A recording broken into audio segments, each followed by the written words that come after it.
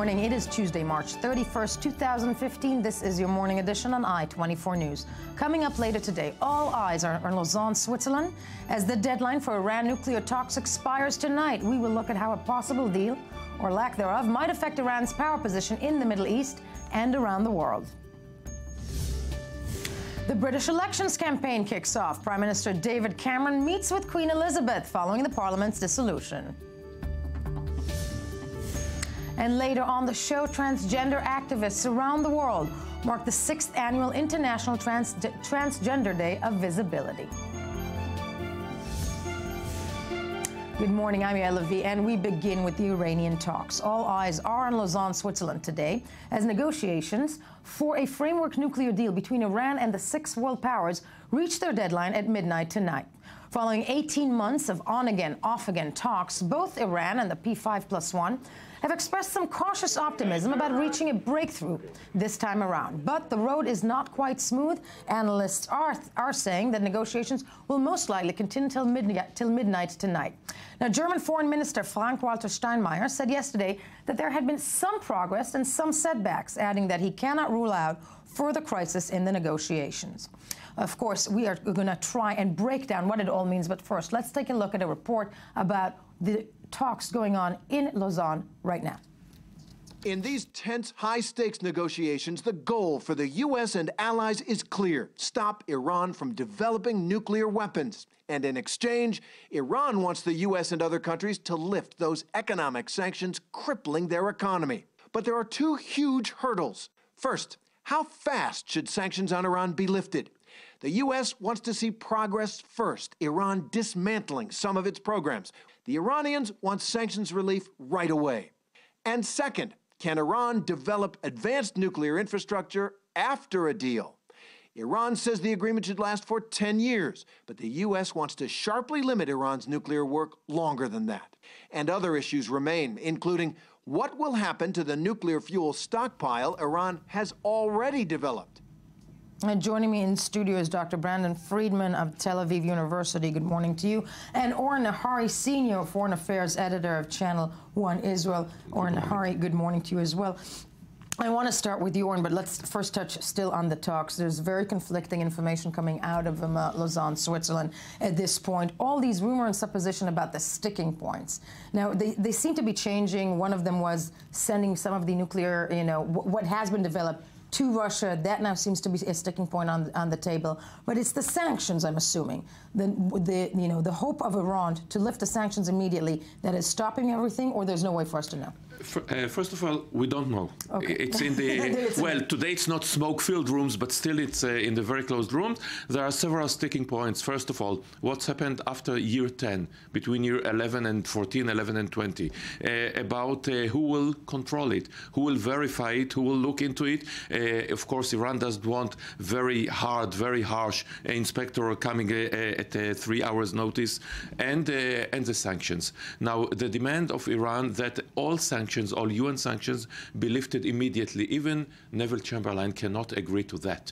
Obama has to sell it to his people. Even Europe has to sell it to its populations. They cannot sell a deal where Iran gets every UN sanctions lifted tomorrow, let's say. But let's still remember, and Iran says so, the deadline is not basically tonight, it's in June. It's the 31st of June. It's a framework so agreement. Today is supposed to be the interim agreement if we receive to it. So they say that basically year 1 to 10 is basically agreed upon, except the sanctions.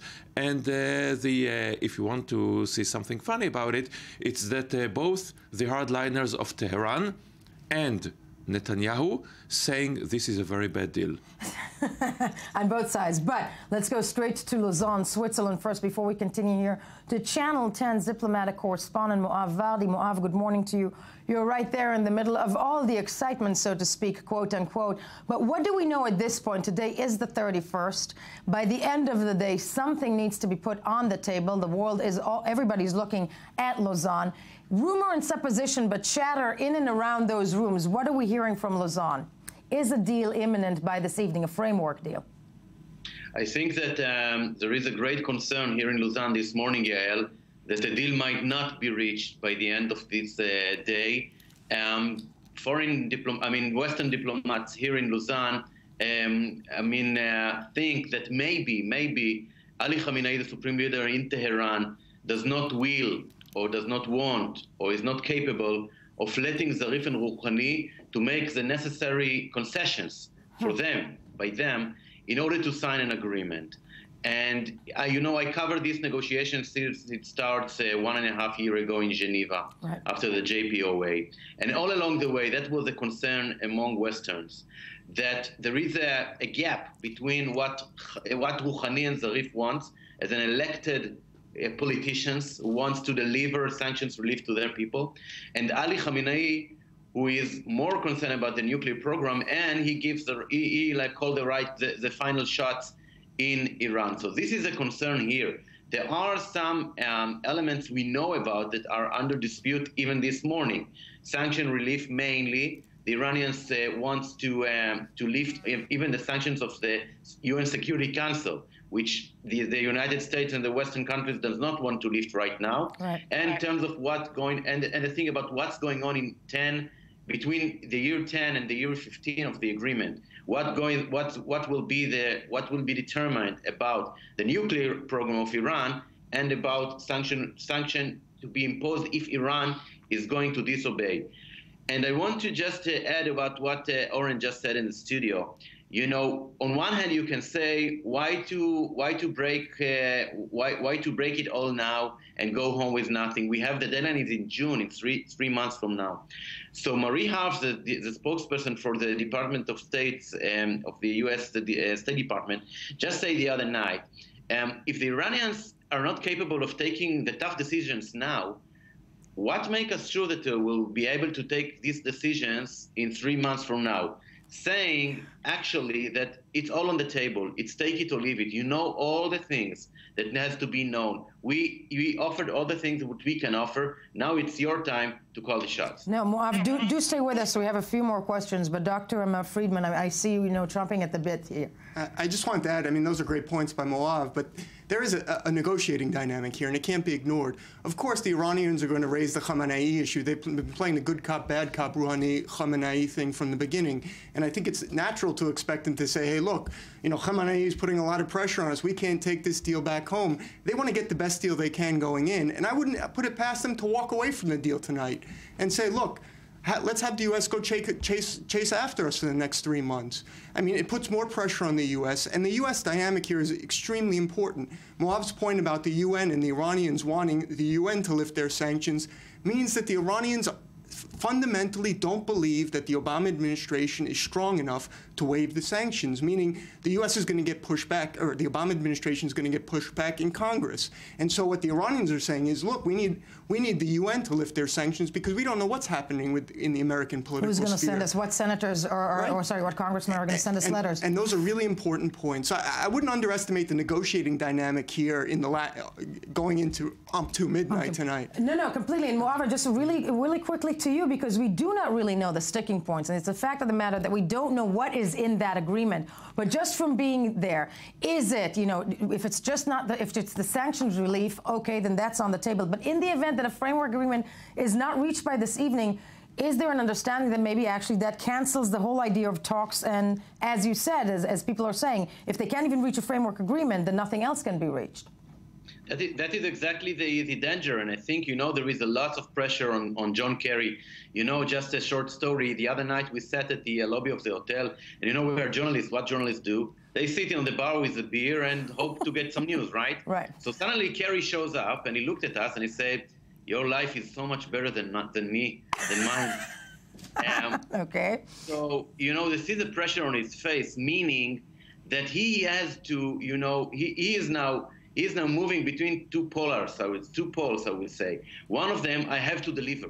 Because if I'm not delivering tonight back home, Congress and the Republicans are going to first pose new sanctions. In 2 weeks from now, in April 14, after recession, the Congress is going to be back on track. And, Kirk Menendez legislation to impose more sanctions. But more of that, as you just pointed in the studio, the international community, Bibi Netanyahu, John Boehner, and company will say, okay, the diplomatic track is over. Put more sanctions and leave it. Stop talking to them.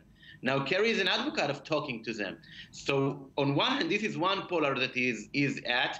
On the other hand, he doesn't want to compromise, and he doesn't want to prolong, to extend the talks more than tonight. He said it on camera yesterday, on camera, while walking around the hotel. We just chased him and said, what's going on? He said, we have a deadline tomorrow, and it's going to be a deadline.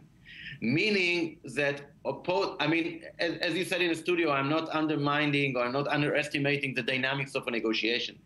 But yet again, you see the frustration on their face that maybe it's leading nowhere.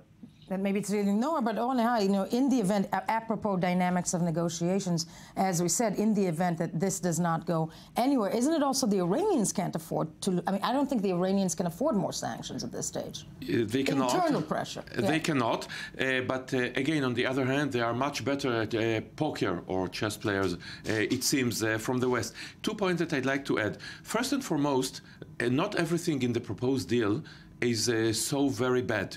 I mean, if the deal would be not with Iran, but with Sweden, we would all support it. The point is, nobody believes the Iranians that they will stick to their end of their obligations, because on paper, most of everything looks very, very nice. Under 5% uranium, we will not go through the list, etc., etc.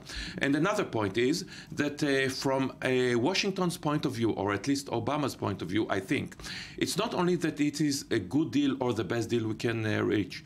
If the deal collapses, it will not be the Ayatollah regime that will collapse, it will be the sanctions regime that will collapse. Because Russia and China, to a lesser degree, are not in the Western camp anymore. Russia is with Iran, basically. Sure. Russia is anti-Western, anti-United States. Russia feels that they are, the sanctions of the West on them, they are in the same camp with Iran. Iran is breaking free or starting to break free. And of course, there is the entire region to look upon. And this adds more pressure on Kerry and Steinmeier and Fabius, etc. They cannot, on the one hand, deal with the good Iranians, the nice Iranians, the Rouhani smiling Iran, who's coming there and says, okay, we are ready to give away, or we are not, but basically we are ready at least to talk about our Iranian. And at the same time, the same Iran sending forces to Iraq, to Syria, to Taiman, under proxies, etc., etc. And there is a genuine fear, I don't know how justified it is, but there is a genuine fear that in a year from now, Iran controls not only Tehran, but 4 other capitals in the region as well. No, which is a perfect way. I don't know if we still have Moav already with us. But, and that was the report from Lausanne. It leads us, what you just said, it leads us completely to the bigger picture. And the bigger picture is what's at play here.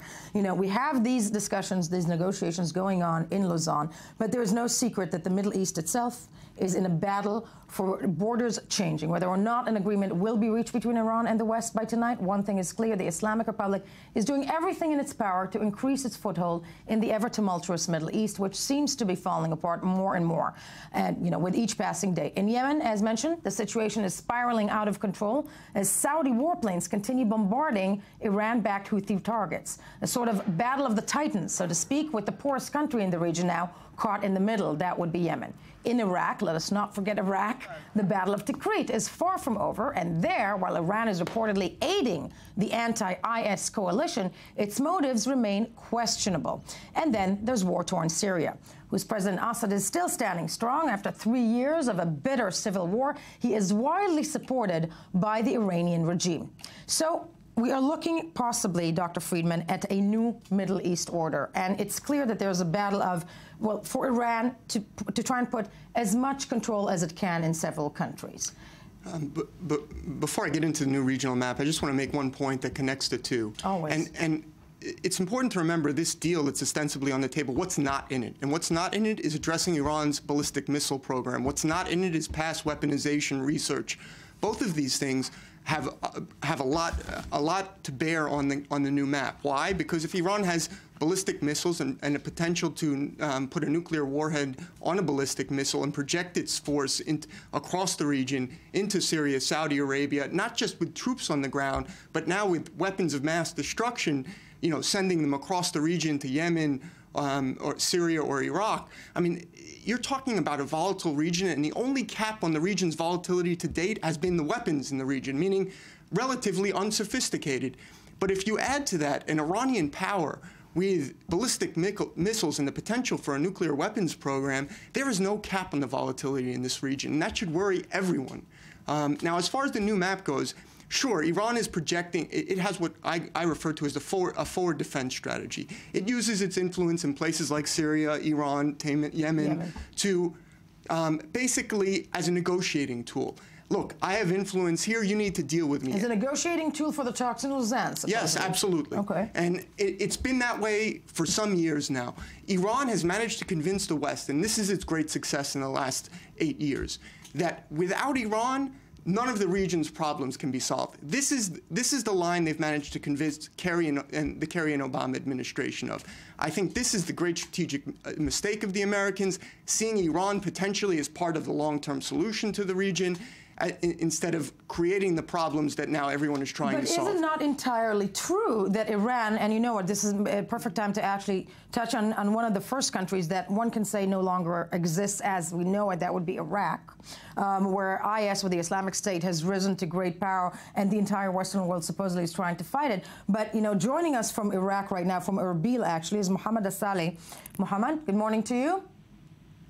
Good morning to you too. And you know, we're discussing here, you know, the influence of greater powers when it comes to a place like, let's start with Iraq, which is where you're at. You're northern Iraq, obviously. That's what is referred to as Kurdish area. But still, discussing this one, the fact that, you know, on the other side of that country, in Tikrit, there's a big battle to take over that country from IS, which is not being won so easily. So I'm wondering with you out loud, is it something that, for example, in Tikrit, forces fighting IS would need the Iranian, you know, involvement in trying to fight IS there? And when it comes to northern Iraq, you know, progress is made on the ground there. You know, what is the hope at the end of that battle? But you know, let's start with the battles in Iraq this morning.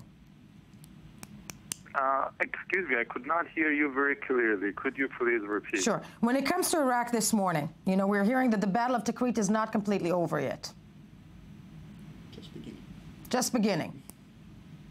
And going back, well, if I understood your question correctly, the current battle in Tikrit and actually over Iraq is a clear indication of the power struggles on a regional level. Tikrit is quite an indication of Iranian ambitions for hegemony and influence across the region. And if you also put that in the context of the nuclear negotiations between Iran and the West, a lot of people here actually are worried that once a deal is reached between Iran and 5+1 countries, this might even embolden and encourage Iran to be more aggressive in its push for domination and influence, not only in Iraq, but also all across the region.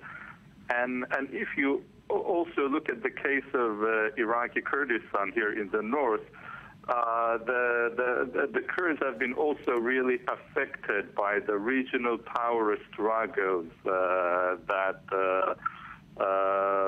especially popped up and surfaced following the Syrian revolution and crisis. And that has divided the two major Kurdish parties here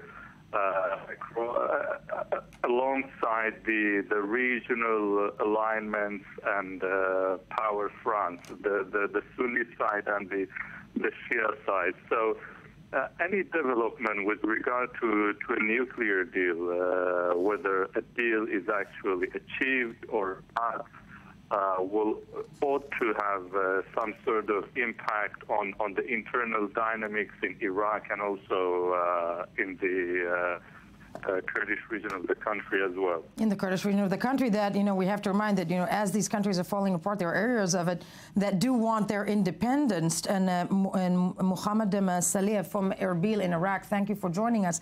But touching on Yemen for a second, and you mentioned, you know, Oren Nahari of Channel 1, you mentioned that, you know, there is something very, very, I don't want to say sarcastic, bizarre, that these negotiations are going on in Lausanne right now. Mm-hmm. with one side of Iran, so to speak, the good Iranians, as whatever's going on in Yemen, which is the battle of the titans. I mean, Yemen is the story of the day. We said Iraq decreed the battle is just beginning. In Yemen, if we're moving to that, isn't free fall. Yes. 2 points to that. And first and foremost, we have to remember that it's not only that Iran is coming from force to force, from conquer to conquer. They are now spreading their forces, yes, but they are spread thinly. They've got monetary problems from here to eternity, and not all the battles are going their way. In Tikrit, they are in a great problem. In Yemen, they were slapped in the face. They couldn't believe that the entire Sunni world, from Pakistan to Turkey, will come up as one, more or less, against them. So they were very, very surprised, to say the least, by that. And having said that, yes, it's the West says, rightly so, up to a point. The talks are focused on the nuclear issue. We cannot go and spread ourselves to all the problems. But the problems are there. Iran supports terror. Iran haven't given 12 answers to 12 questions that the IAEA has asked them only last month concerning their the military aspects of the nuclear program. They have to answer those questions. They have to say at least, okay, we've got ballistic missiles, for what exactly? So you cannot ignore it and say, okay, we are dealing only with this issue, where all the other issues are not only in ancient history, they are here on the table. But maybe these are, and you know, Dr. Friedman, that's you, maybe these are the mechanisms of the Middle East. At the end of the day, you know, one has to go into bed with enemies in order to make certain concessions. And when it comes to Iran, be it, you know, apropos Tikrit, apropos Iraq that we just spoke about, maybe the Western world does need Iran on that area, in that area of Iraq, to battle the Islamic State. I'll take it one step further. It's my feeling that Iraq ostensibly has been lost to the Iranians. The U.S. influence, and you can see it in the Battle of Tikrit, you know, up until recently, the U.S. wasn't even informed of the original operation, that it was an Iranian organized, led, and operated operation to seize Tikrit. Now, obviously, they ran into problems. When they ran into problems, what happened was Baghdad turned to the Americans and said, look, can you give us air support so that we can clear out Tikrit? Now, what's happened is the Iranian-led forces are on the ground, have withdrawn. Right. They're not even on the ground anymore. They're not taking part in the fight as it stands right now because they don't want to be seen as collaborating with the Americans. And so, although, you know, as of this morning, there was an announcement. The Iraqi Prime Minister has promised the Iranian forces that the airstrikes of the U.S. will stop so they can go back. Right. And there is some form of collaboration there. Right. Look, whether there's collaboration or not, to me, is the lesser issue. The issue is simply this, that today, de facto, you have Kurdistan, which is autonomous and on its way to independence. You have Shi'i Iraq. If the world allows, yeah. You have the Shi'i Iraq, and you also have basically chaos and anarchy in Syria. Now, as far as the Kurds go, it's very interesting. Exxon is helping coordinate with the American government for greater autonomy, which is basically, you know, they're half a step away from independence. So the idea that there is this Iraq that we've all known in our imagination for the last 3 or 4 years, I think, you know, the curtain is being sort of pulled back on it. It no longer exists. No, that I will give you. There are new realities, and unless the world is going to deal with the Islamic State in both Iraq and Syria simultaneously, then what you're going to see is a continuation of the status quo. Look, Tikrit is one small battle in a larger war, and you know we're all focused on it today because you know it's the new Kobani. Right, and that's the pattern for the Islamic State. It'll go on for another 40 days, and then we'll be talking about the next one. We'll be talking about Mosul, and it'll be another 40 days. And meanwhile, you know, the Islamic State's rear base in Syria will be as is because Syria is being ignored. And speaking of Syria, sadly, you know, one of the things that comes to mind, that is a place where for the last 3 years there has been a horrific civil war. Yes, the battle is waged over control, and obviously Assad, no secret, supported, and the Iranians want to cement power. But, you know, we have spent a lot of time talking about countries, wars, and borders. All of these broad, amorphic topics eventually come down to one thing, sadly, in the time that we have, and that's people. And specifically refugees. And as the Middle East falls to pieces, every day more and more refugees join the millions who have already lost their homes, along with everything they ever had. Now today, the Emir of Kuwait is hosting the 3rd International Humanitarian Pledging Conference for Syria, which aims to raise funds to assist its 12.2 million refugees. I'm going to repeat that number. That's 12.2 million refugees. Joining us now via Skype from Amman is UNICEF Regional Spokesperson for the Middle East and Africa, Simon Ingram. Simon, good morning to you. Good morning. You know, we have spent the last the last 10 minutes or 15 minutes discussing the new shifting borders of the Middle East, touching on the people now. On the day after, you know, when a new Middle East emerges, we're looking at millions of refugees, be it from Syria, from Iraq. Is there even a plan for the day after? Does anybody know what happens with these people? Is there any contingency when it comes to international organizations of trying to figure out the future, if not just helping them right now? Well, I think what has happened and what you can see happening now, that we're 4 years, more than 4 years now into the Syria crisis, which we can agree, I think, to a large extent is the heart and the core of the issue in this region. Yes. There is now a shift in thinking away from the idea that people who have been forced to leave their homes and communities, that their immediate needs are all that need to be catered for in terms of shelter and water and food and all of these vital things. All of those are still essential, and they have to continue to be delivered. And it is an enormous responsibility that's been taken on by humanitarian organizations like the United Nations, like UNICEF, but above all, I would say, by those countries, those governments and communities that are hosting people. But what has shifted is the realization that this isn't going to end soon. Exactly. That, sadly, we're looking at a crisis which is going to stretch for the foreseeable future. Exactly. So we have to build up the resilience of these people who've been driven out of their homes, allow them to find solutions for themselves that will take them through the longer term. Simon Ingram, thank you for that. Orna Hari, in the short time that we have, that's approximately a minute, the new Middle East, we're only at the beginning of a process here, aren't we? Yes, maybe in the middle, nowhere near the end. You cannot start to plan for the future. What will happen with these people later? We don't know what will happen to their countries. We don't know which communities will be able to return to their homes or will be forced to be refugees and start building their life elsewhere. Who will be the countries that will receive them? There are all sorts of problems that we haven't even begun to scratch the surface of the new and less improved and very, very miserable Middle East. Sorry for this pessimism. No. And that happy note, I know Dr. Friedman, you know, sadly concurs, but I'd like to thank you both for being here on this very riveting discussions as history is unfolding in front of our eyes. When we get back, maybe more history. Britain gets ready for its election round. We'll take a closer look. Before anything else, let's hear some more of the morning headlines.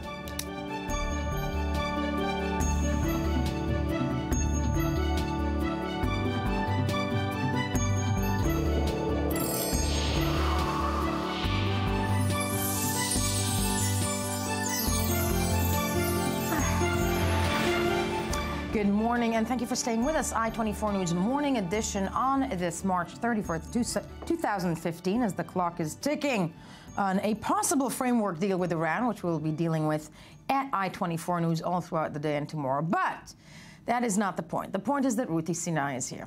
Good point. Good point. I-24 News senior news editor, and you know all the news you missed while scanning the headlines. What do you have for us today?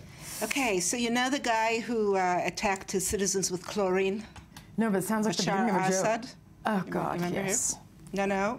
Yes, sorry. that guy. That, okay, so there's Bashar Assad who attacked his citizens with chlorine, and then there's Vladimir Putin who invaded Ukraine, and still the Americans see their president as more of a threat than these two gentlemen. An insane poll. Yeah, this is a poll conducted actually by Reuters of Republicans, and they were asked, "Who do you think is the most dangerous people in the world?" Yes, and so Obama was picked by 34% as the most dangerous.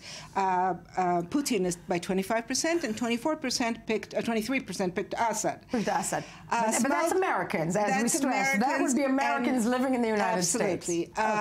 A small consolation, both Republicans and Democrats still agree on one thing, that Jihadi John is more dangerous than all these guys together. As is Kim Jong-un in North Korea and the Ayatollah Ali Khamenei in Iran. So, some sense of perspective, I suppose. Oh, my word. Yes. That's home of the brave, land of the free. I just said that. Okay. Okay. Yeah, moving on. On to more cheerful subjects. So, The Jewish Telegraphic Agency tells us that a rescue team of Israeli experts, and I'll explain in a minute what they're experts in, have flown out to the Germanwings crash site to retrieve the remains of an Israeli named Eyal Baum, who was on that flight, one of the 150 victims. Zaka, the organization, is an organization of ultra-Orthodox Jews. It was established in 1995, I believe, at the height of all these suicide bombings. When, this is gruesome, I'm sorry, but all these human parts were being splashed. Yeah, in order to bring them to a proper Jewish burial. Jewish law requires that as many, body parts, tissue, etc. And Zaka's going to the German wings crash site specifically for the exactly. They're going to offer their expertise to the search in general. They do really have this expertise. Okay. Yes. Tel Aviv.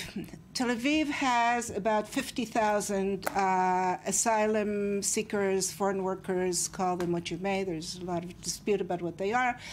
And when the parents go out to work, they have to put their babies somewhere, and they put them in these, what Israeli media has been calling baby warehouses.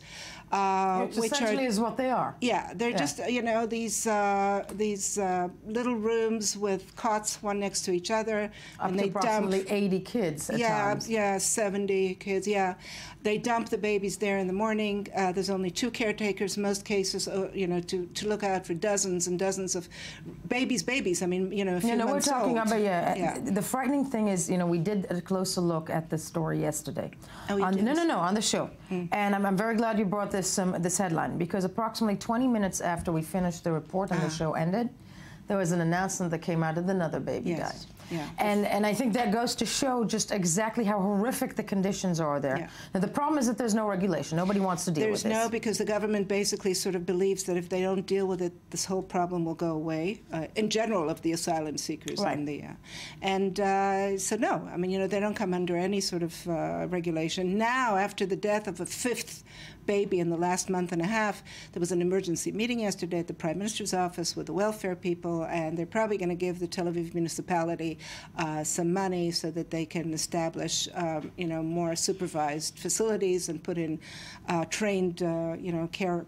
Slightly hopeful. I mean, we're hoping this will actually happen. Yeah. In many ways, because this has been going on for approximately 6 years. And plus, which the problem is that a lot of these babies are, they don't have health care of any sort. No health care, no nothing. As you said, they're being put there in the morning. Sometimes the parents who are migrant workers, or as you said rightfully so, migrant workers or asylum seekers working illegally themselves, have no other place to put the children as they go to work and try. And it's just horrific conditions that hopefully somebody will do something about. Yes. In such a child-friendly country as Israel. Okay. Yes. Times of India tells us this horrific story about the animals in the zoo who are in Mumbai, who are, no, wrong story. Okay, well, we'll go to this probed official. Official said to have 6 All right, we'll go back to the zoo afterwards. This is a sort of zoo.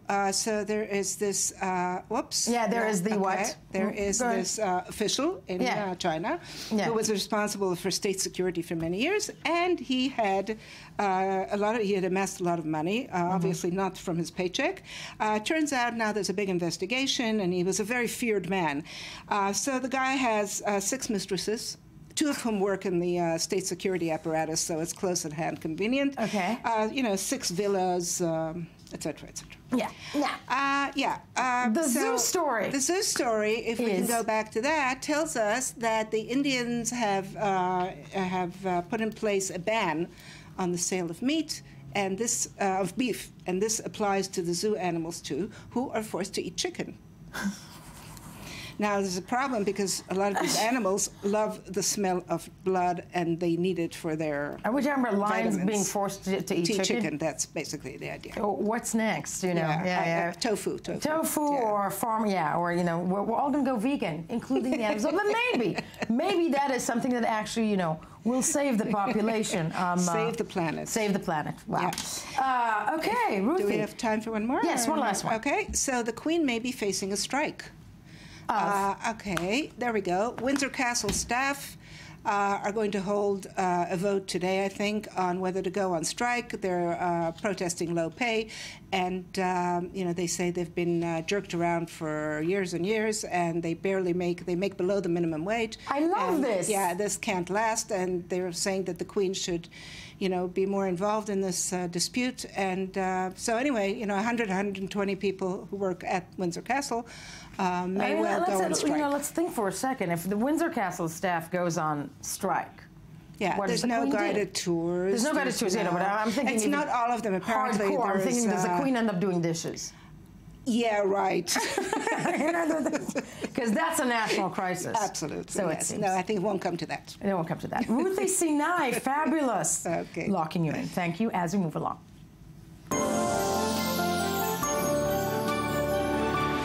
Staying in Britain, British Prime Minister David Cameron visited with Queen Elizabeth at Buckingham Palace yesterday to inform her that the Parliament had been dissolved ahead of the May 7th general elections. Now, this traditional audience marks a symbol end of the 5-year coalition government between Cameron's Conservative Party and the centre-left Liberal Democrats, and the official start of the election campaign season, which are already deemed the closest elections in decades. Yes, the British do know how to do elections. Now, Prime Minister Cameron had stated his desire to remain in office to, so to speak, finish the job, to quote him, insinuating at his proposed 2017 referendum on the nation's European Union membership, which truly is the big question mark of the election's outcome when it comes to the international agenda. But the gloves are already off. Opposition and Labour Party leader Ed Miliband said yesterday that should the Conservatives win another term, the nation will be sent into 2 years of uncertainty and wasted opportunities, calling it a clear and present danger.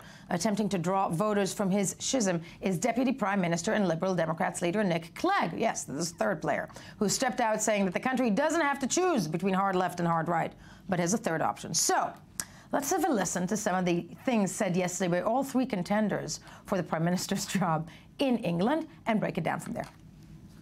I've just had an audience with Her Majesty the Queen following the dissolution of Parliament. The general election will be held on May the 7th. And until that day, I will be going to all four corners of all four nations of our United Kingdom with one clear message. Together, we are turning our country around. And for your sake, your family's sake, the sake of your children and their future, we must see this through together. But let me be clear about one other thing. Our long-term future lies inside, not outside, the European Union. There could be nothing worse for our country or for our great exporting businesses than playing political games with our membership of the EU, so I'm not going to do it. I'm just not going to do it. In the past 5 years, our place in the European Union has become less and less secure. David Cameron used to say he would campaign to keep Britain in Europe, but now he won't rule out campaigning to leave. He used to say he'd be able to negotiate treaty change in Europe, but now he keeps quiet about that too. And about the very last thing that the country now needs is a lurch to the left or the right. And yet that's exactly what the Conservative and Labour parties are now threatening. Just look at the way they're tearing strips off each other this morning. The Conservatives saying they'll balance the books through excessive cuts. The Labour Party saying they'll fund public services through excessive borrowing. I don't think you should be forced to choose. Well, we're joined via Skype from London by our one and only I-24 News correspondent, Jonathan Sachadari. Jonathan, good morning to you. Good morning, Yael. I'm loving this. Welcome back to London. So to speak, first of all, I just want to touch on Clegg. Who's this guy? Nick Clegg is actually our Deputy Prime Minister. So he held the balance of power in the last election. Very unusually for the United Kingdom, we had a coalition government, something rather familiar to all Israelis. Yeah, exactly. And I think that's what people are concerned may happen again. There's this idea that we may once again have a hung parliament in our very different system to the Israeli one, where it's a first-past-the-post system, usually and traditionally. But as David Cameron and his Conservative Party didn't have enough votes last time, he relied on on Nick Clegg and the Liberal Democrats, the sort of centrist, centre-left party, to add themselves to that coalition. Now, of course, all three parties are fighting again for votes. Clegg doesn't stand any chance of being Prime Minister or of being a majority-leading party, but, of course, David Cameron and Ed Miliband both do, with polls showing them variously neck and neck or one or the other slightly in the lead. Where have we heard that before? I was about to say, when you have polls neck to neck, you know, the people in Israel will argue that doesn't necessarily mean anything. But yes, continue.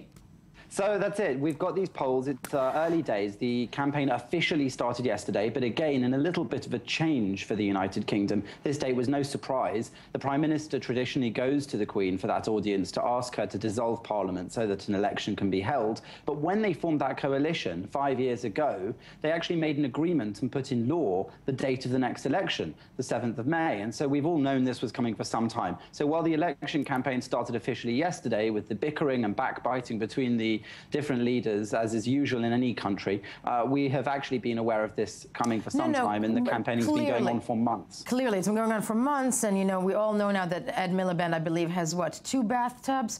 But that's... Kitchens. 2 kitchens. I'm sorry, I'm confusing my Italian bishops with Ed Miliband. That said, we are looking straight, though, at, I think the most interesting question for people is what David Cameron is trying to push. Let's say in the event that he is re-elected. And that's a big push that everybody is looking at, be it in Europe or also overseas. It's the push to actually, a referendum, that's what he's promising, to get Britain out of the European Union. So Cameron's not hoping to get Britain out of the European Union. He's hoping to give people the choice themselves, whereas Miliband has said that he doesn't even want to give people that choice because he's so sure that we shouldn't leave the European Union. However, this isn't really the only issue in the debate here. We've got David Cameron launching his official campaign yesterday on the steps of Downing Street by saying that it was a clear choice between him and Ed Miliband. Whoever you voted for, one of those two will be the Prime Minister. And he said that Ed Miliband will bring chaos. He said that Ed Miliband is weak. He said that Ed Miliband will not be able to help keep the country going in the way that he says that he and the Liberal Democrats have done. And, of course, he said that together we are turning around the country, that we've got to see it through together, and that 5 years ago millions of people were unemployed. There were questions of whether Britain could pay its debt. And because of the long-term economic plan and the difficult decisions taken, he said that more people are in work than ever in our history, living standards are on the rise, and Britain is more economically secure. But in the meantime, Ed Miliband was giving a speech to business leaders at Bloomberg, having taken out a huge advert in the Financial Times newspaper to try and redress the bad reputation he has with business. And he used that opportunity to quote leaders of industry and business here as saying that a vote on Europe would be a big difficulty, a big worry for this country. However, one of those business leaders, the CEO of Siemens, actually spoke out and said he was shocked to see his quote being used in a Labour Party advert. He said that he is not a Labour Party supporter, he is apolitical. So you can see that the backbiting and squabbling that goes on in your elections, in our elections, is just starting, and we will be seeing much more of this until the 7th of May when people go to the ballot box. Clearly, it always is exciting, and it's always much exciting to watch it in a different country. But that said, you know, when it comes to that referendum, as somebody who lives in the UK in a short time that we have, the British citizen, where are they leaning to when it comes to, you know, the EU, the European Union, Britain's stand in it? Well, again, it depends on the polls you look at. But we also have the UKIP party, UK Independence Party, whose main issue is getting us out of Europe. And they are actually relying on support for that, and also a sort of anti-immigration support policy as well. So everything is in the mix. We will hopefully see exactly how people vote and be able to read from that not only what they think on Europe, but what they think for different economic plans for the country. Because people, of course, in these hard economic times want to see the growth continue and want to see more of that money trickle down to themselves. Jonathan Sachadari, always such a pleasure. Thank you for being with us from London this morning. When we get back, today is the 6th annual International Transgender Day of Visibility. We will take a look at the current situation of transgender rights around the world and specifically also in the Middle East. Stay with us. First, let's hear some more of the morning headlines.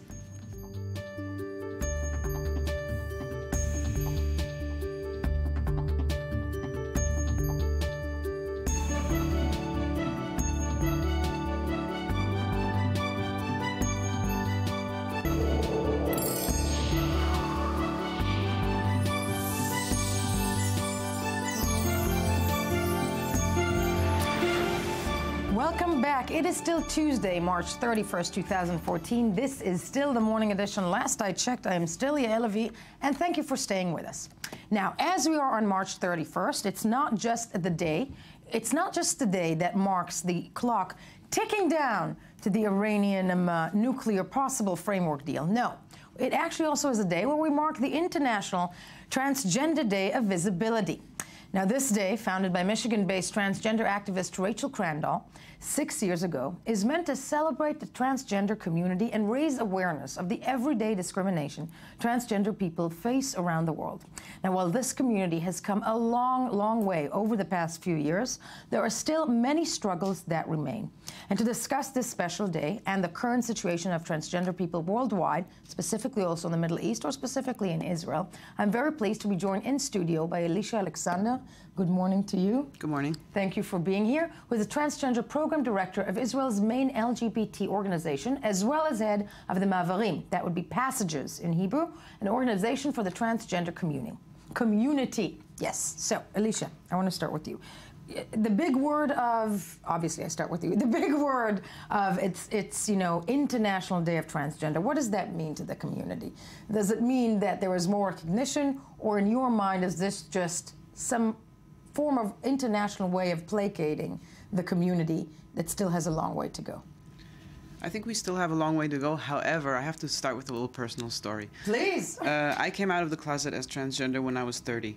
And one of the reasons for this was because I'm 39. Yeah, I know. Tal Heinrich with us as well in studio. Okay. You're 39. Yes. You're 39. Yes. Okay. I want your genes. Yeah, it's worthwhile to be transgender because you can come in. Wow. So, okay, amen. Yeah. Yes. Because I'm 24. Just go continue. Yes. Okay. So the reason I came out so late is because I didn't realize it was an option. There was no visibility of transgender people in the media, except for very certain transgender people, like Dana International. And she's amazing, of course, but she's nothing like me. So now I'm on television, so maybe... Yeah, Bruce Jenner, definitely. But Dana International, I think, Bruce Jenner, Dana International, case in point, wonderful. Not all of us can be Dana International. Yeah, there's only one. But I want to, let's go back for a second, actually, to, your personal story. You were 30. Leading up to being 30, how was your life? What was your life like? I can't say it was horrible. It was pretty okay, but something was not right, and I couldn't figure out why. And that's one of the reasons that we have the International Day of Visibility, in order to be visible, in order to say that this is an option, that there are many different kinds of transgender people, from Dana International to more boring people like me, and they're all a possibility. And one of the things that we want to do is show the diversity within the transgender community. Now, granted, and I'm very, very, very happy to hear that your story wasn't horrible, but it is a hard move, be it transgender or coming out of the closet in any way, which way or form, still in this day and age. Let's touch specifically in the Middle East, or should we say let's touch specifically in Israel? Because that's where you're based, that's where we're broadcasting from. How is that process, and what mechanisms are in place, in addition, let's say, to Passages or Ma'avarim, your organization, to help young people make that transition? Well, I think one of the exciting things that's been happening in the past few years, apart from changing in policy and things like that, is also the fact that more and more transgender youth are coming out.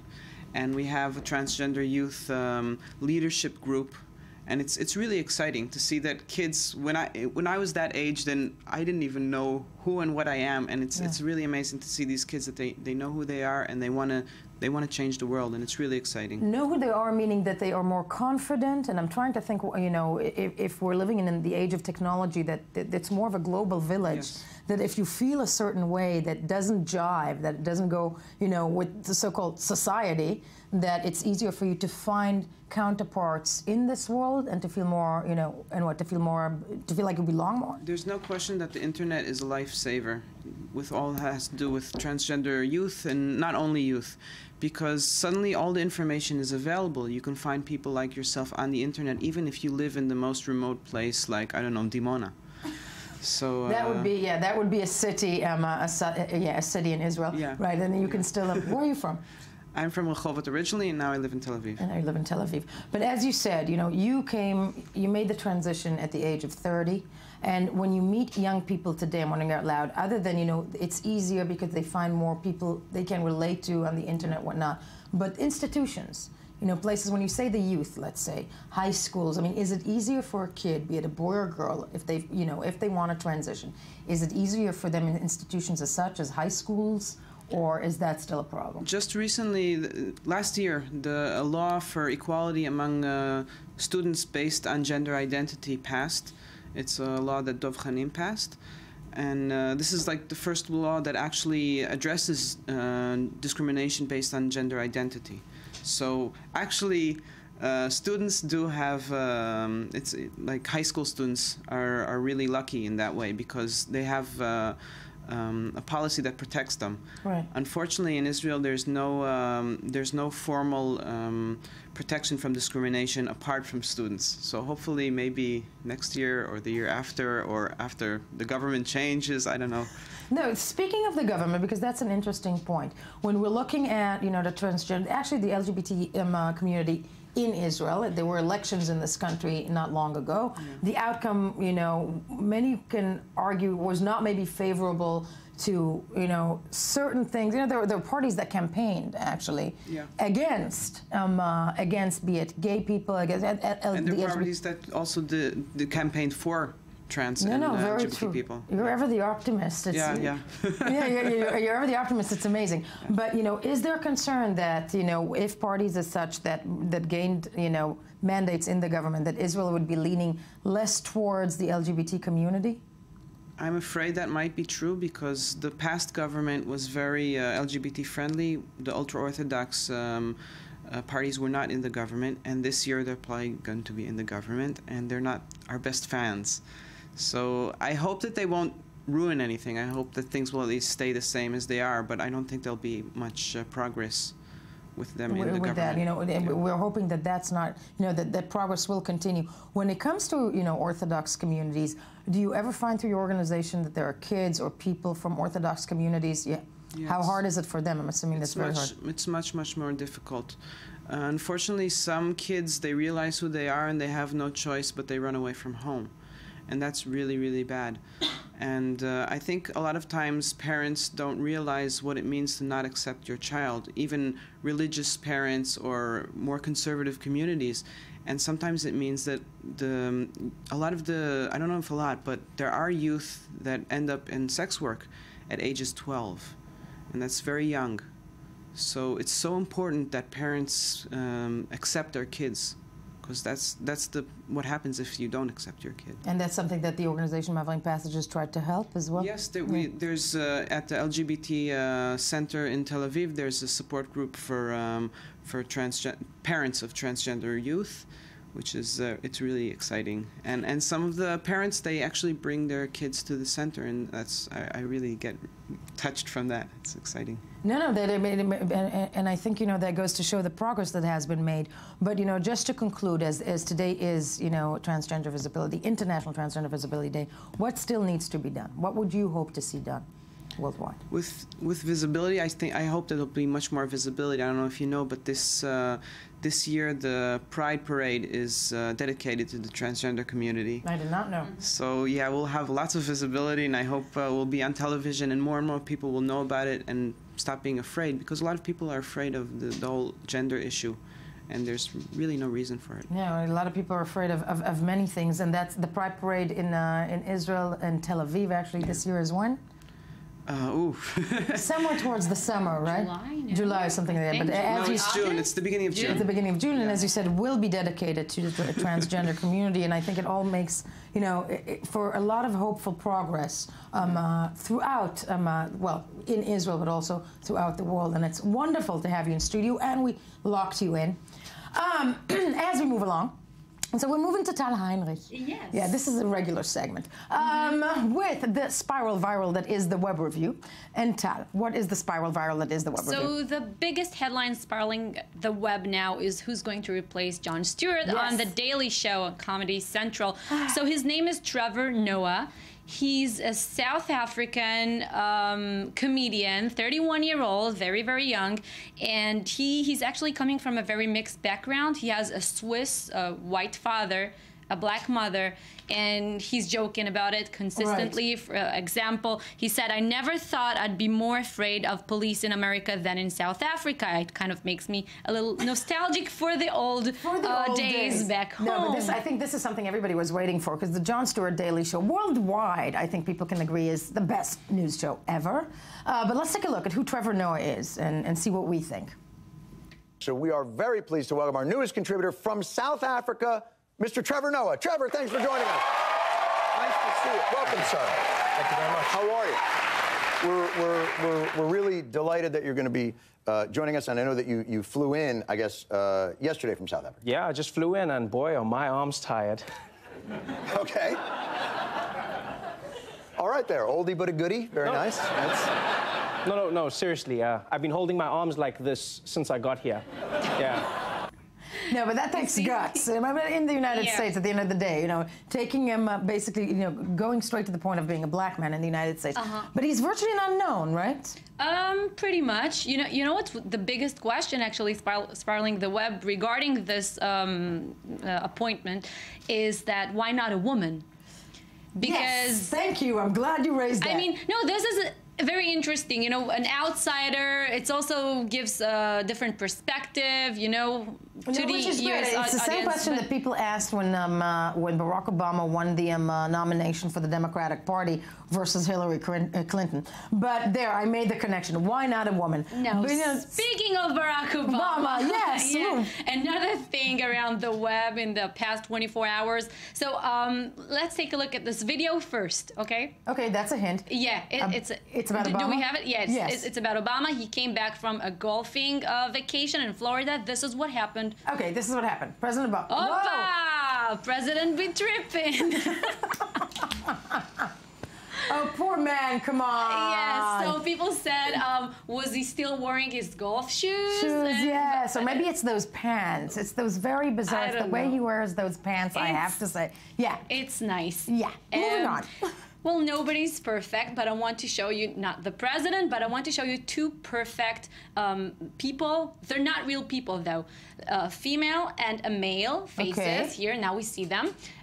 These are actually computer-designed faces, according to the UK's standards? I don't know about standards, but I'll say preparations. Maybe what they prefer. Okay. What they prefer.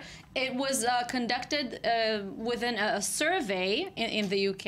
As you can see, you look alike. I was about to say. I thought you brought that should have been a picture. So this is the perfect woman in the eyes of the UK inhabitants. Okay, and this male here is the perfect in the eyes of the females in the UK. Yeah?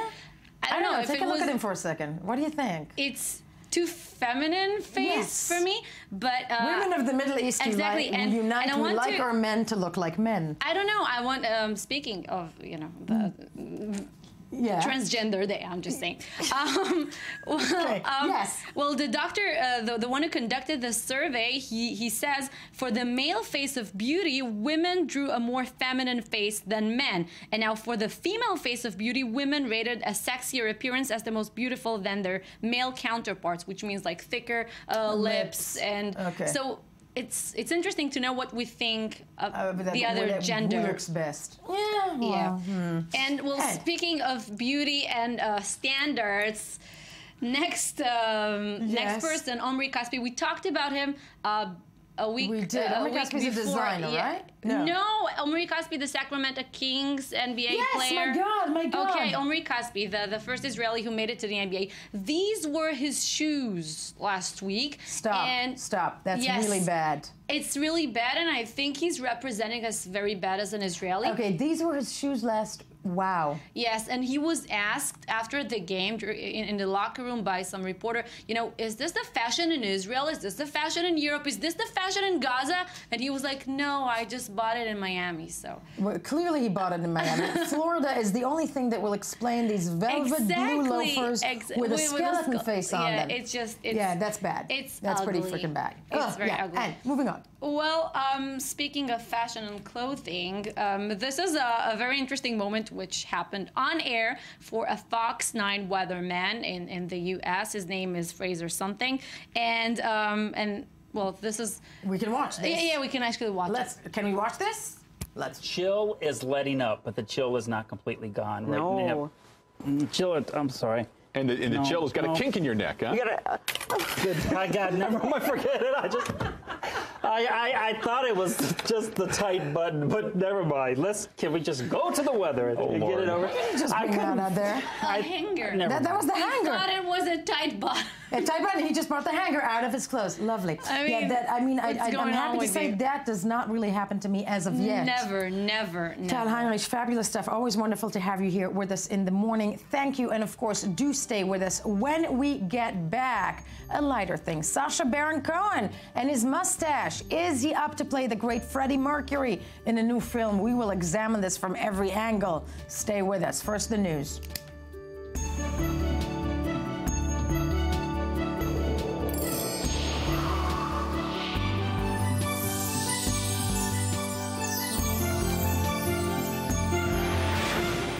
Good morning. It is Tuesday, March 31st, 2015, and even though the clock is ticking on the Iranian possible framework deal in Lausanne, Switzerland, that all doesn't really matter because Shai Ringel is in the studio. Yes, and Shai Ringel is only in the studio because Laetitia Loreny allowed him to be here. Yes, now that we have the moment of joy. Shai Ringel of the Tube magazine. Hi. Yes, hello. Laetitia Loreny of God, well, I don't know, you goddess. Right. Yeah, right. Now that everybody's happy, we're going to move back to Shai. Yes, darling. Okay. Tube magazine, what? What do you have for us? Technically, yes. Let's talk about Barbies. We should. Barbies. Yeah, Barbies. Actually, I have a question for Laetitia. Did you play with Barbies as a girl? Of course. I had 54. Oh, wow. I had 54 different Barbies? Different Barbies. I had only one. I had 54. I was a freak. Yes, wow. And I used to do horrible things to them. Let's talk about Barbie. I don't want to think about it. Yeah. Okay, Mattel is announced a new model of Barbie. They call it Barbie now. It's supposed to be. It's going to be the most sophisticated Barbie model. Why am I talking about it? Because this specific Barbie can connect to Wi-Fi and can get into the cloud. What does that mean? It means that Barbie can talk. It has a soul of somewhat Siri, and little girls can ask them questions, and Barbie can answer. We have a clip of this, and we have to watch this fascinating phenomena. Barbie speaks. Let's take a look. But this is Hello Barbie.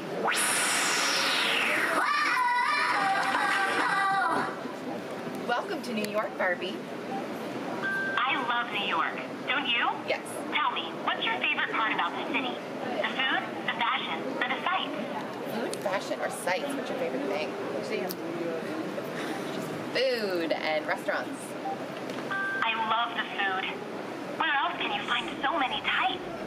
And we are back, but Laetitia rightfully said, this is the end. This is kind of the end. It is the end. It is the end. But there are a couple of things we need to understand when our kids are talking to Barbie. First of all, this specific Barbie doesn't have all the answers inside the small model. It connects to the cloud, and it will always be better because it will always have better answers. You can ask her unlimited amount of questions, and she's supposed to understand you, kind of like Siri. Okay, I want to say something about Siri, because Siri is an abomination of an invention. I'm sorry. Siri drives me nuts whenever Siri asks, what would you like to do? That's it. Uninstall you is, should be the answer. But for you, it's kind of weird to talk to your Siri. For kids, it's going to be a lot more easier to talk to their Barbie. And you can see when she's talking, what kind of food do you like? Of course, it's Barbie, so she asks. She doesn't like any food. She says, I like lobster. I've never tried this. I never tried that. So Barbie. That's a great point of education for kids. Yeah, exactly. That's great. Barbie for itself is not a very Barbie itself is not that great of an educational tool for young I can females. agree. The woman here who does look like Barbie. But now that it's going to talk, and actually has answers to the little girls, it's going to be more complicated. There is also something else that we need to understand here. Privacy advocates are talking about the fact that now Barbie is going to surveillance your kids. This is something we need to understand. When your kid talks to a Barbie, the talk itself goes to the cloud. That cloud is saved. Mattel is probably going to try to be better at their Barbie soul. So they're going to try to analyze the answers and questions kids are talking to the Barbies, and they're going to save them somewhere in the cloud, which means Barbie is dropping your kids. It is a surveillance model. A doll. That actually I can relate to. I mean, and of course, my grandmother was looking right now at this show, and she'll be, "What is the cloud? The Barbie saved in, the ideas are saved in the cloud? No Barbie for you." And this is something that a lot of privacy advocates are talking about, and are warning about it, because we don't. Me as an adult, I don't think. Mostly when I talk to my Siri, but sometimes I can because I'm an adult.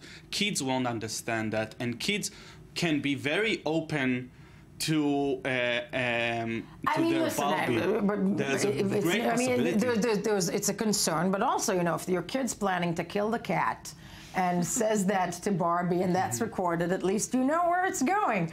I'm just horrified by the fact that Barbie eats lobster. But yeah, what would you like to eat? I'd like the caviar. And you can ask her, do you like shopping? Yes, I love shopping. And so now think of the fact that Barbie can advertise to your kids, because she can say, because Barbie has so many information about your kid. She the model knows that you love shopping and you love that kind of food, and you like, and then Mattel can say, okay, you love shopping. Why don't you go to this specific store here and there? We're going to become organic. Let's move along. Yeah, let's talk about Pebble. If you don't know what that means, Pebble is a smartwatch that kind of started the whole smartwatch movement, you can say. And I think we actually have a clip for that to see the campaign launch, right? Yeah. Let's take a look. I'm the founder of Pebble. You may remember Pebble from our first campaign, when a bunch of you supported our quest to build the world's first real smartwatch. Now there are over 1 million of you, our early backers, users, and developers in over 150 countries around the world. That's why we're back on Kickstarter. So you, our early supporters, can be the first to get our next generation smartwatch. This is Pebble time.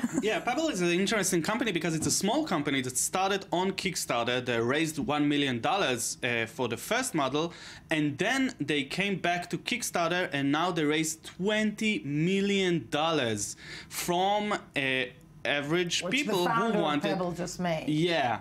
Which means that now they are a very big company, and they started very small, and they got the support not from, ventures or being bought by big companies. They got it from average people who just wanted the watch.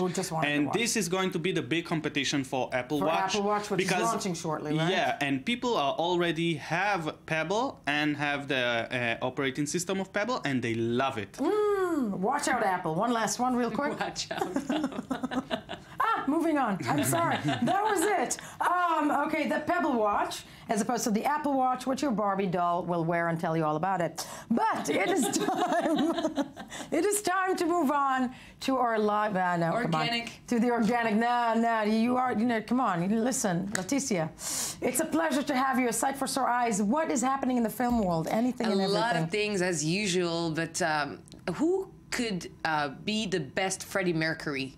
I want to say, first of all, I'm so glad you brought this item because I am a huge Queen fan. Huge, okay? I have to say this. Who could be the best Freddie Mercury? As a huge Freddie Mercury fan, I have to say nobody but Freddie Mercury. Yeah, but wait. I'm sorry. This is magic. Okay. So now that you see this, it's a kind of magic. Yeah. Now that we see this, I wish we could hear a little bit of it. I know. Who can play Freddie Mercury? Well, Sacha Baron Cohen. What do you think about that? Listen, It's been announced. That's what we're going to talk about. It's been in the, a rumor for so long. The movie is in development for 7 years already. 7 years. A lot of people, a lot of names have been, attached to it, and Sacha Baron Cohen from day one was, just I gotta tell you, we know that he sings because he sang in that Sweeney Todd. Yes. He sang in Sweeney Todd. We know that he's talented. He can have a very nice mustache. Exactly. He's very, very similar looking as Freddie Mercury. He's tall. He's British. True. And he's extremely talented. I'm for it. I'm all for it. So, and he's a Jew. Yeah. Come on. Okay. Jew pride really? here. Yeah. Jew pride. So Sacha Baron Cohen was actually, in 2013, they announced it once, and then he finally said, no, I won't do it because I didn't sit down face to face with the last member of Queen that's alive. And now this weekend, the very mythical manager of the band, whose name is Jim Breach, was receiving an award at some ceremony, and he announced that not only Sacha Baron Cohen was going to interpret Freddie Mercury, but he was also going to direct, produce, write the movie itself. But then what happened is that everyone got crazy. Yeah, finally the movie's happening. We're expecting it for 2 years from now. The internet was going crazy, and then the band member of Queen blogged that it was just a joke. So we're back to zero. But you had me there for a second, Leticia. You had me. My hopes were this high. I'm crushed. So this is the story. Yeah, Sacha Baron Cohen didn't respond. Didn't respond to any contact. So I mean, I gotta say though, he is a perfect choice in many ways. He is a perfect choice. And if it happens, it will be Sacha Baron Cohen. I have a hard time saying it. Sacha Baron Cohen. Yeah, it has to be him. Nobody else can. Call him Sash. I think. Sash. Okay, moving on. Moving on. James Bond. Yes, again, because they announced that Sacha Baron Cohen is not gonna be Freddie Mercury, but James Bond might have a brother. And no transition, but we have a clip of the new James Bond. Okay, the James Bond brother clip trailer. Let's have a look. What is it? Personal effects they recovered from Skyfall. You've got a secret. Something you can't tell anyone. Because you don't trust anyone. It wasn't MI6. There you go. Yes. So Shai is getting very excited. But if James Bond has a brother, does that create the possibility of another series of 17 million films? He's he's so there will be, there will probably be a 006. No, he'll probably be. It's not 007. He'll be 0007. It's interesting what you say. You're reading it wrong. His brother is going to be the evil, not the good. And then it will become Star Wars. Yeah. No, it's no, it's a soap opera. He's going to be the evil one, and he's going to look like him. It's not going to look like him. It's going to be he's going to be a very famous villain from the old James Bond franchise. That's why the name of the movie is Spectre, which is an organization that was already portrayed in the James Bond franchise. Ladies and gentlemen, for all your James Bond memorabilia, do turn to a geek. No, thank you. Thank you. That's the end of that was my paper. Thank you very much. I had no idea about that. Yes, and one last thing. So that's the end of James Bond. No, actually, I wanted to say something funny about what Monica Bellucci said. Monica Bellucci is playing the oldest James Bond girl. And she said that, but she's 40 plus, right? Call me James Bond woman. I love it. Yes. I love it. And she is gorgeous, and I find her at that age, beautiful. Actually, I was very personal story, but I was talking to a surgeon one day during an interview, a plastic surgeon, and I asked him who is for you the most perfect face, science-wise? Right. He said, well, the most perfect face in the world that exists right now is the face of Monica Bellucci. Amen. And he's right. Scientifically wise, and he's right. Yes. Tell me that was an interview. You're not talking to plastic surgeons to do anything. Okay, fine. It was just for an interview. That's a good excuse every day. I was interviewing it. Okay. Sorry, Shy. Chick talk. Talking about perfect physical appearances. Hugh Jackman will no longer be Wolverine. will no longer be shirtless. Moment of silence around the table. It will only be it one more time. That's what he announced on his Instagram page, and the whole. Is that really, yeah, that really was his him. body? Come on. Of course it's his body. He's been Wolverine for 18 years. And 18 years? Yes, it's been 18 years. God, and he's been already in 7 movies, and he will be in an 8th one, apparently, for the last time. So he's no longer. Are they going to replace Wolverine? Is it going to be? Well, that's what we thinking about. He wanted to be. He said in previous time that he wanted to be Wolverine till the end of time. That he will be this character forever. But then now he talked about it with his wife, and that.